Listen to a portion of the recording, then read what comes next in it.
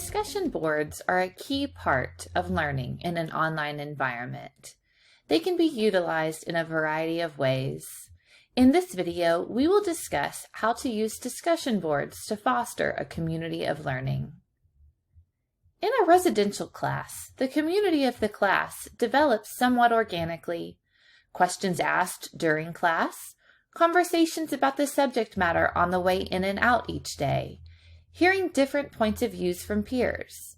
All of these are an important part of the learning experience for residential students. But what about in the online environment? How can these important parts of the learning process be created in an online learning environment, especially in an asynchronous one?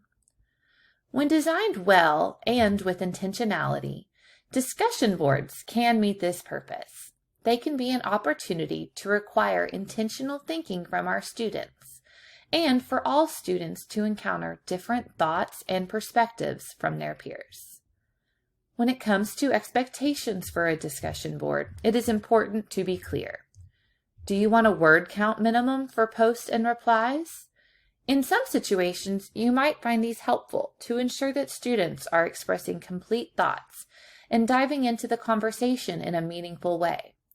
Other times, you might find students are focusing on meeting that word count over contributing meaningfully. Though it is perfectly reasonable and encouraged for you to make clear the expectation that students demonstrate professionalism in their discussion board writing, it is also a good idea to encourage students to use discussion boards to ask questions of their peers. As we look to meet a variety of students where they are in their educational experience, we might find it valuable to offer students the opportunity to respond verbally rather than via written word. One tool that is free and easy to use for this purpose is Vocaroo. If choosing this path, you might also want to have your students include a transcript to accompany the verbal response. Overall, however you decide to structure your discussion boards, keep in mind that we want to help students see that the goal isn't to simply complete an assignment, but rather to connect their learning to previous learning.